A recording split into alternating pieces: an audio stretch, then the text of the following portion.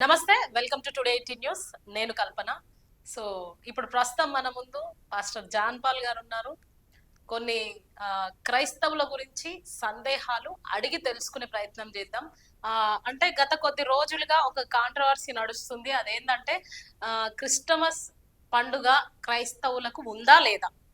ఇది రాధా మనోహర్ దాస్ అన్నారు. అట్లనే కొంతమంది టీవీ ఛానల్స్ లో కూడా సార్ కూడా ఇంటర్వ్యూ ఇవ్వడం జరిగింది. సో ఈ పండుగ విషయంలో ఒక సందేహం ఉంటే, అట్లనే న్యూ ఇయర్ క్రైస్తవులు సెలబ్రేట్ చేసుకోవచ్చా?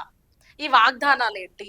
ఇవన్నీ కూడా ప్రామిస్ కార్డులని క్రైస్తవులు 31st రోజు నైట్ తీస్తూ ఉంటారు. మరి ఇదేంటి అసలు? ఇవన్నీ కూడా తెలుసుకునే ప్రయత్నం చేద్దాం. సార్ నమస్తే. సార్ ఎట్లా బాగున్నాను సార్. మీరు? నేను దేవుని బాగున్నాను సార్. అయితే ఇప్పుడు మనం డిసెంబర్ మంత్ లో ఉన్నాం. క్రిస్మస్ ఆల్రెడీ అయిపోయింది. కానీ ప్రజల అందరి సందేహం ఏంటంటే, మీరు ఈ రీసెంట్ గానే ఒక ఛానల్ కి ఇంటర్వ్యూ ఇచ్చిర్రు. అది మరి తమ్నేల్ వాళ్ళు అట్లా పెట్టిర్రు. నేను పూర్తిగా ఇంటర్వ్యూ చూడలేదు. క్రిస్మస్ పండుగ క్రైస్తవులకు ఉందా లేదా? క్రిస్మస్ అనేది బైబిల్ లేదు, అపోస్తలు ఎప్పుడు చేయలేదు. వాస్తవానికి యేసు ప్రభు పుట్టినరోజుని గ్రాండ్ గా సెలబ్రేట్ చేయాల్సింది ఎవర్రా అంటే మరియమ్మ. లేకపోతే గనక యేసు ప్రభు సెలబ్రేట్ చేసుకోవాలి, లేకపోతే అపోస్తలు సెలబ్రేట్ చేయాలి. కానీ ఈ క్రిస్మస్ అనేటువంటి పండుగని తీసుకుని వచ్చింది ఎవరు అంటే ఆర్సిఎం వాళ్ళు, రోమన్ క్యాథలిక్ మిషన్ వాళ్ళు తీసుకొచ్చారు. అది ఎప్పుడు స్టార్ట్ అయిందంటే, కాన్స్టంటైన్ అయిన చక్రవర్తి క్రైస్తవుని అంగీకరించిన తర్వాత రోమియోలు తిరగబడ్డారు ఆయన మీదకి. నువ్వు రోమియుడు కాదు, నువ్వు ఇంకో మతాన్ని స్వీకరించావు, ఇంకో దేవుని అంగీకరించావని తిరగబడినప్పుడు అటు రోమియోని సాటిస్ఫై చేయడానికి ఇప్పుడు ఆయన కనుక యేసు ప్రభు సంబంధించినటువంటి దాన్ని యాక్సెప్ట్ చేయలేదు అనుకో, క్రైస్తవులు దూరం అయిపోతారు ఆయనకి. అప్పుడు ఏం చేయాలని రోమియోల పండుగను తీసుకుని వచ్చి యేసు ప్రభు పుట్టినరోజు అని చెప్పాడు ఆయన. మరి అందరూ క్రిస్మస్ సందేశం అని చెప్పేసి లూకా సువార్త అండ్ యెషయా గ్రంథంలో ఉన్న సూచనలు చూపిస్తూ ఉంటారు కదా. గొల్లలు వెళ్ళిర్రు, జ్ఞానులు వెళ్ళిర్రు, బంగారం సాంబ్రాణి బోలం సమర్పించిండ్రు. అంటే ఆయన జన్మ అనేది ఉంది. యేసు ప్రభు పుట్టాడు. ఓకే, అది హిస్టారికల్ ఈవెంట్. అది యేసు ప్రభు పుట్టాడు. ఎప్పుడు పుట్టిండు? క్రీస్తుకు పూర్వం 6 నుంచి 4 సంవత్సరాల మధ్యలో పుట్టాడు ఆయన. క్రీస్తుకు పూర్వం 6 లేదా 5 లేదా 4 ఈ ప్రాంతంలో పుట్టాడు ఆయన. సో పుట్టిండు కానీ అది నెల అనేది డేట్ అనేది పుట్టినటువంటి నెల డిసెంబర్ అని, అందులోనూ 25వ తేదీ అని బైబిల్ మెన్షన్ చేయలేదు. ఇప్పుడు బైబిల్ గ్రంథం ప్రకారంగా చూసుకున్నట్టయితే ఎవరు సెలబ్రేట్ చేయలేదు అని అన్నారు మీరు. అవును, వాళ్ళ మమ్మీ సెలబ్రేట్ చేయలేదు, ఓకే, అపోస్తలులు సెలబ్రేట్ చేయలేదు. కానీ మరి ఈ గొల్లలు జ్ఞానులు ఎందుకు వెళ్ళిర్రు? ఇవన్నీ గిఫ్ట్స్ తీసుకొని ఎందుకు వెళ్ళిర్రు అసలు? గొల్లలు వచ్చింది యేసు పుట్టిన రోజు వచ్చారు. ఆయన పుట్టినటువంటి అదే రోజు వచ్చారు. ఎందుకంటే దేవదూత ప్రత్యక్ష వాళ్ళకి యేసు ప్రభుని గురించినటువంటి ఆనవాళ్ళు చెప్పినప్పుడు వాళ్ళు వచ్చి ఆయన చూచారు, వెళ్ళారు. జ్ఞానులు గిఫ్ట్స్ తీసుకుని వచ్చింది ఆయన పుట్టినప్పుడు కాదు, దాదాపు యేసు ప్రభు 2 సంవత్సరాలు పైబడినప్పుడు వచ్చారు వాళ్ళు. ఎందుకంటే హేరోదు 2 సంవత్సరాలు పైబడి ఎవరైతే ఉంటారో, 2.5 సంవత్సరం లోపు ఎవరైతే ఉంటారో వాళ్ళను చంపమని ఆజ్ఞ జారీ చేస్తాడు. అంటే అప్పటికి యేసు ప్రభు వయసు 2 సంవత్సరాలు పైబడి ఉంది. సో అప్పుడు వీళ్ళు ఈ బంగారం సాంబ్రాణి తీసుకెళ్ళి, మరి క్రైస్తవులు అందరూ ఇది బైబిల్ ప్రకారంగానే ఒక డేట్ అనేది మెన్షన్ లేదు కానీ ఈ ఆనవాళ్ళు అన్ని ఉన్నాయి కాబట్టి క్రిస్మస్ పండుగ జరుపుతున్నాము అని అంటారు కదా. లేదు, యేసు ప్రభు పుట్టినప్పుడు ఈ గొల్లలు వచ్చినప్పుడు నాకు తెలిసి చిన్న బుడ్డి ఏదో వెలుగుతూ ఉండాలి తప్ప అంత లైటింగ్ కూడా ఏం లేదు. ఆ నక్షత్రం దారి చూపించింది జ్ఞానులకే తప్ప గొల్లలకు కాదు. మరి మీ ఉద్దేశంలో ఏమంటారు? క్రిస్మస్ సెలబ్రేట్ చేసుకోవచ్చా, చేసుకోకూడదా? ఇప్పుడు నేను సెలబ్రేట్ చేసుకోమన్నా నా మాట బట్టి చేసుకునే వాళ్ళు లేరు, చేసుకోవద్దన్నా సరే నా మాట బట్టి ఆగిపోయారు లేరు. ఎందుకంటే పాస్టర్ గా ఏం చెప్తున్నారు? అదే ఒక పాస్టర్ గా నేను ఏం చెప్తున్నానంటే, బైబుల్ కు సంబంధం లేని విషయాలు మనం చేయకూడదు. ఎందుకంటే బైబుల్ ప్రామాణికతను మనం మీరుతున్నాం. మన ప్రామాణికత ఏంటంటే బైబుల్. దీంట్లో లేనిది చరిత్రలో కల్ట్ గ్రూప్ అయినటువంటి ఆర్సిఎం వాళ్ళ నుంచి వచ్చినటువంటి దాన్ని ఎందుకని ఈరోజు ప్రొటెస్టెంట్ క్రిస్టియన్స్ గా ఉన్నాం మనం ఫాలో అవుతున్నాం. ఎందుకని ఆర్సిఎం అని ప్రొటెస్టెంట్ అని 2 వర్గాలు వచ్చాయి. ఆర్సిఎం వాళ్ళు చేసేది విగ్రహారాధన. వాళ్ళు బైబుల్ ప్రామాణికతను మీరి వాళ్ళు ట్రెడిషన్ లో నుంచి భక్తి చేస్తారు కాబట్టి ట్రెడిషన్ అన్నది మనకు ప్రామాణికత కాదు. మనం భక్తి లేఖనాన్ని బట్టి ఉండాలి అంటూ ప్రొటెస్టెంట్ వచ్చారు కదా, మార్టిన్ లూథర్ వచ్చారు. నువ్వు ప్రొటెస్టెంట్ అని పేరు చెప్పి మరలా వెళ్ళి వాళ్ళు తీసుకొచ్చినటువంటి పండుగ చేయడం ఏంటి? ఇది కంప్లీట్ గా ఆర్సీఎం వాళ్ళు తెచ్చినటువంటి పండుగ అంటూ నేను చెప్తుంది ఏంటంటే, మన ప్రామాణికత బైబుల్. మరియమ్మ క్రిస్మస్ చేయలేదు. బైబిల్లో మీరు చూస్తే బైబిల్లో భక్తిహీనులు పుట్టినరోజు జరుపుకున్నారు. హేరోద్ గాని లేకపోతే ఫరో గాని వీళ్ళు పుట్టినరోజు జరుపుకున్నారు. బైబిల్లో భక్తులు ఎక్కడ పుట్టినరోజు జరుపుకోలేదు. పుట్టినరోజు జరుపుకుంది ఎవరంటే అన్యులు జరుపుకున్నారు బైబిల్లో. మరి అదే బైబిల్ గ్రంథంలో నీతిమంతులను జ్ఞాపకం చేసుకోవడం కూడా మంచిదే అని చెప్తారు కదా. అంటే ఏ నీతిమంతులు జ్ఞాపకం చేసుకోవడం? వాళ్ళు పుట్టడము, వాళ్ళు మరణించడం ఏదైనా కూడా జ్ఞాపకమే కదా. ఓకే, నీతిమంతులు జ్ఞాపకం చేసుకోవడం ఆశీర్వాదం అని చెప్పినటువంటి బైబిల్లో ఒక నీతిమంతుడిని ఇలా జ్ఞాపకం చేసుకోవాలనే ఒక సందర్భం కూడా ఉండాలి కదా. అంటే అట్లా ఇట్లా అని చెప్పలేదు కానీ జ్ఞాపకం అయితే చేసుకోమన్నారు కదా. మీరు మంచి ప్రశ్న అడిగారు. యేసు ప్రభు కూడా తాను వెళ్ళేటప్పుడు నన్ను జ్ఞాపకం చేసుకోవడానికి దీన్ని చేయండి అని చెప్పాడు. ఏమి ఇచ్చాడు? కేకు, క్రిస్మస్ తాతని, క్రిస్మస్ ట్రీని, క్రిస్మస్ బెల్స్ ని, క్రిస్మస్ గిఫ్ట్లు ఏమైనా ఇచ్చి వెళ్ళాడా ఆయన జ్ఞాపకం చేసుకోవడానికి? లేకపోతే రొట్టె ద్రాక్షరసం ఇచ్చాడా? అది మీకే తెలియాలి, నాకు తెలియదు. రొట్టె ద్రాక్షరసాన్ని ఇచ్చాడు యేసు ప్రభు. ఇది అనేకుల కొరకై విరవబడుతున్న నా శరీరం అని రొట్టెనిచ్చాడు. అనేకుల కొరకు చిందించబడుతున్న క్రొత్త నిబంధన వలన నా రక్తం అని ద్రాక్షరసాన్ని ఇచ్చాడు. అంటే క్రీస్తుని జ్ఞాపకం చేసుకునేదానికి కేకు కాదు యేసు ప్రభు ఇచ్చింది. ఆయన ఇచ్చిన రొట్టె ద్రాక్షరసం ప్రతి ఆదివారం ప్రతి క్రైస్తవుడు అందులో చేయి వేస్తున్నాడు. మరలా కేక్ ఎక్కడి నుంచి వచ్చింది? ఆయన జ్ఞాపకం చేసుకోండి అని చెప్పినటువంటి పదార్థాలు పక్కన పెట్టేసి మనకిష్టం వచ్చే పదార్థాలు ఎందుకు వచ్చాయి? కేకులు ఎందుకు వచ్చాయి? అంటే ఇప్పుడు మామూలుగా నా క్వశ్చన్ ఏంటి సార్, అంటే క్రైస్తవులకు ఫెస్టివల్ అనేది ఉండదా? పండుగ అనేది ఏమి ఉండదా? ఫెస్టివల్ అంటే ఏంటి? ఫెస్టివల్ అంటే మీరు లోకంలో జరుగుతున్న ఫెస్టివల్స్ చూడండి, వాటి లక్షణాలు చూడండి ఎలాగుంటాయి. బైబిల్లో లేవియ కాండం 23వ అధ్యాయంలో 7 పండుగలు ఉన్నాయి. విశ్రాంతి దినంతో కలిపి 8 ఉన్నాయి మొత్తం.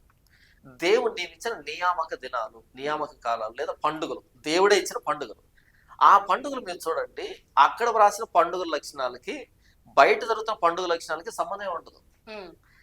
లేవికాండం 23వ అధ్యాయంలో పండుగల లక్షణం మీరు చూస్తే ప్రతి పండుగలో నుంచి దేవుణ్ణి కనపరిచేటువంటి, దేవుణ్ణి అర్థం చేసుకునేటువంటి, దేవుడికి ఇశ్రాయేలుకు ఉండేటువంటి సంబంధాన్ని గుర్తు చేసేటువంటి ఆ సింబాలిక్ ఎక్స్ప్రెషన్స్ ఉంటాయి అక్కడ.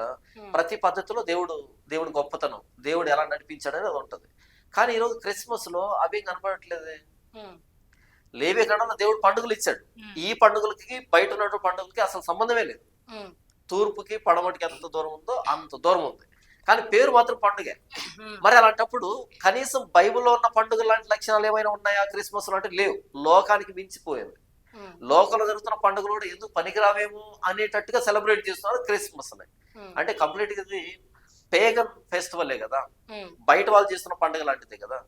అసలు ఈ క్రీస్తు పుట్టుకి ఈ రెడ్ డ్రెస్ వేసుకుంటాడే క్రిస్మస్ తాత, ఆయనకి సంబంధం ఏంటి? ఈ క్రీస్తు పుట్టుకి ఈ క్రిస్మస్ ట్రీకి సంబంధం ఏంటి? ఈ కేక్ కి క్రీస్తు పుట్టుకి సంబంధం ఏంటి? కంప్లీట్ గా పేగన్ ఫెస్టివల్ ని క్రిస్టియన్ ఫ్లేవర్ వేసి జరుపుకుంటున్నారు. అటు చరిత్ర తెలియదు, ఇటు లేఖనాలు తెలియదు. అంటే చరిత్ర ప్రకారంగా క్రిస్టియన్స్ కి ఈ క్రిస్మస్ అనేది క్రైస్తవానికి సంబంధం లేదు. అది ఆర్సీఎం వాళ్ళు తీసుకొచ్చిన పేగన్ ఫెస్టివల్. అది ఆ రోమియోల దేవుడైనటువంటి సూర్యుడు, ఆయన పుట్టినరోజు అది 25 డిసెంబర్ 25 అంటే సూర్యుడు పుట్టినరోజు రోమన్ మిథాలజీ ప్రకారం. అయితే ఆ కాన్స్టంటైన్ అయిన చక్రవర్తి ఏం చేశాడు అంటే, మలాకి గ్రంథంలో నీతి సూర్యుడు అని రాయబడింది కదా యేసు ప్రభువుని గురించి. కాబట్టి ఈ నీతి సూర్యుడు పుట్టినరోజు అని చెప్పాడు వీళ్ళకి, ఎవరు క్రైస్తవులకి. వీళ్ళు సాటిస్ఫై అయ్యారు, ఆహా యేసు ప్రభు పుట్టింది 25 అని వీళ్ళు. అటు వాళ్ళకి ఏంటి, ఎటు సూర్యుడు పుట్టినటువంటి రోజు కాబట్టి వాళ్ళు సెలబ్రేట్ చేస్తున్నారు, వీళ్ళు సెలబ్రేట్ చేస్తున్నారు. కాబట్టి ఈయన సింహాసనానికి స్థిరత్వం ఏర్పడింది. అది పొలిటికల్ గా సెలబ్రేట్ చేసిన పండుగ క్రిస్మస్. అవును, వాళ్ళే చేయాలి, వాళ్ళది, మనది కాదు. అది ఇప్పుడు అందరూ చేస్తున్నారు, క్రైస్తవులు అనే వాళ్ళందరూ కూడా చేస్తున్నారు. అందరు క్రైస్తవులు చేయట్లేదు, కొన్ని డినామినేషన్ వాళ్ళు సెలబ్రేట్ చేస్తారు. మీరు చెయ్యరా క్రిస్మస్ పండుగ? ఏముంటది అంటే సెలబ్రేషన్ అంటే ఏం చేస్తాం అక్కడ? మామూలుగా కేక్ కట్ చేయడం, అది పొరపాటును కూడా నేను ఎప్పుడు కేక్ కట్ చేయలేదు. ఇప్పుడు మీ సంఘానికి వచ్చే, మీరు పాస్టర్ కదా సార్, అవును, మీ సంఘానికి వచ్చే సంఘస్థులు కూడా క్రిస్మస్ సెలబ్రేట్ చేసుకోరు? చేయరు. వాళ్ళు కొత్త బట్టలు వేసుకోవడం గానీ. కొత్త బట్టలు ఇప్పుడు నేను కొత్త బట్టలు ఈ క్రిస్మస్ ఏం లేదు కదా. నాకు వేసుకోవాలనిపిస్తే వేసుకుంటాను. అంటే ప్రత్యేకంగా డిసెంబర్ 25th రోజు వేసుకుంటే అది పండుగనే అంటారు కదా సార్. లేదు, నేను అలా ఈ డిసెంబర్ చర్చిలో అలాంటివి ఏం చెయ్యరు, అలాంటివి ఏం చేయను. అసలు డిసెంబర్ సెలబ్రేషనే ఉండదు. ఏం ఉండదు. ఓకే, ఇప్పుడు అయితే ఇది పూర్తిగా రోమన్ క్యాథలిక్ వాళ్ళకి వాళ్ళకి సంబంధించిన పండుగ. సంబంధించింది. అయితే తెలియక అందరు దాన్ని అడాప్ట్ చేస్తున్నారు. రాను రాను చరిత్ర తెలియక ఇది క్రిస్టియన్ పండుగ అని అందరూ సెలబ్రేట్ చేసుకొని స్టార్ట్ చేశారు. వాస్తవానికి దీని మూలం ఆర్సీఎం సంబంధించింది. అక్కడి నుంచి వెళ్తే రోమ్ లో జరిగినటువంటి ఒక కల్తీ, అటు రోమన్ రిలీజియన్ ని ఇటు క్రిస్టియన్ రెండు కల్తీ చేసినటువంటి చరిత్ర ఇది. తెలియదు ఎవరికి. రాను రాను ఏమవుతుందంటే అటు చరిత్ర తెలియట్లేదు, ఇటు లేఖనాలు తెలియట్లేదు, ఒక కొత్త క్రైస్తవం తయారవుతుంది. అదే అంటారు కదా, అటు కాకి నడక లేదు, ఇటు హంస నడక లేదు, ఎగిరే నడక వచ్చిందని చరిత్ర తెలియకుండా పోయింది, లేఖనాలు తెలియకుండా పోయింది. వీళ్ళకి ఏదైతే బాగుందో దాన్ని ఫాలో అయ్యేటువంటి క్రైస్తవం ఒకటి వచ్చింది. అది నేను చెప్తున్నాను. కాబట్టి దయచేసి మూలాలైనా తెలుసుకోండి, మీరు ఏం చేస్తున్నారు, దాని మూలం ఏంటి, ఎక్కడి నుంచి వచ్చింది ఇది. అపోస్తులు లేని క్రీస్తు పుట్టుక సంబరం మనకి ఎక్కడి నుంచి వస్తుంది నాకు తెలియకడుగుతాను. అసలు ఫస్ట్ కేక్ కట్ చేయాల్సిన మరియమ్మ కదా, ఆవిడే చేయలేదు, అపోస్తులు చేయలేదు. అపోస్తులు చేయలేదు, మనం ఎందుకు చేస్తున్నాం అంటే వాళ్ళకి లేని భక్తి మనకు వచ్చిందా, లేదా మనకున్న భక్తి వాళ్ళకి లేకుండా పోయిందా? ఇకపోతే కేక్ అనేది ఇస్తార్ అనే దేవతకు అర్పించేటువంటి నైవేద్యం. అది ఎస్తేర్ గ్రంథం ఉంది బైబిల్లో, ఇస్తార్ అనేటువంటి దేవత పేరు మీద పెట్టినటువంటి పేరు అది. ఆ ఇస్తార్ అనే దేవతని సెక్స్ గాడెస్ అంటారు, శృంగారానికి సంబంధించిన దేవత. ఎందుకంటే శృంగారం జరిగితేనే పిల్లలు పుడతారు కాబట్టి సంతానానికి సంబంధించిన దేవత. ఆవిడకి అర్పించే నైవేద్యం కేకు. కేక్ అనేది మీరు అంత పెట్టారు అనుకోండి, మనసులో ఎంత డబుల్ అవుతుంది, మల్టిప్లై అవుతుంది, సెన్స్ అనేది మల్టిప్లై అవుతాయి కదా. సంతానం అంటే ఏంటి, మల్టిప్లికేషనే కదా. కాబట్టి ఆవిడకి అర్పించేటువంటి నైవేద్యం పేరు కేకు. ఇప్పుడు దాన్ని పట్టుకొచ్చి క్రీస్తుకు అంటగట్టారు. అంటే ఈ కేక్ కట్ చేయడంలో కొంతమంది పాస్టర్స్ చెప్పిన సాదృశ్యం ఏంటంటే, కేక్ స్వీట్ గా ఉంటది కాబట్టి ఆ మధురంగా ఉండడానికి మాత్రమే కేక్ కట్ చేస్తున్నాము అని కూడా అన్నారు కొంతమంది. వంద ఎక్స్ప్లెనేషన్ ఇవ్వండి, దాని మూలం దానికి ఉంటది కదా. ఇప్పుడు నేను సారా తాగి, నేను ఆరోగ్యం కోసం తాగాను, నాకు ఒళ్ళు నొప్పుల కోసం తాగాను, ఎన్ని చెప్పినా సారాయే కదా. నేను ఎక్స్ప్లెనేషన్ ఇవ్వచ్చు, నా హెల్త్ బాగాలేదు, డాక్టర్ చెప్పాడు తాగమన్నాడు అంటే ఏ డాక్టర్ చెప్తాడు సారా తాగమని? నేను 100 ఎక్స్ప్లెనేషన్ ఇచ్చినా నేను తాగిన సారాయే అంతే. సో క్రిస్మస్ అనేది కూడా మీరు కేకును కట్ చేసి దానికి ఎంత ఎక్స్ప్లెనేషన్ ఇచ్చినా దాని మూలం అయితే ఇస్తారనే దేవత దగ్గర నుంచి వచ్చింది. సంతానానికి సంబంధించిన దేవత ఆవిడ, దానికి క్రీస్తు సంబంధం లేదు. 100 ఎక్స్ప్లెనేషన్ ఇస్తావు మీరు. ఏ దొంగను పట్టుకొని నువ్వు దొంగతనం చేస్తావు అంటే ఎస్ నేను దొంగతనం చేశాను అంటే చెప్పు, ఏదో ఒకటి చెప్తాడు, ఏదో ఒక సాకులు అయితే ఏదో ఒక సాకు అయితే చెప్తాడు, ఒప్పుకోడు కదా. అందుకు చేసినాం ఎందుకు చేసినాం, ఏదో పర్షాన్ ఉండి చేసినాం. కాబట్టి మీ సాకులు మీకు ఉంటాయి. నేనేం చెప్తున్నా, మూలం చెప్తున్నా, ఏది ఎక్కడి నుంచి వచ్చిందో మూలం చెప్తున్నా అంతే. ఓకే, బైబుల్లో క్రిస్మస్ పండుగ లేదు, అది ఓకే క్లియర్.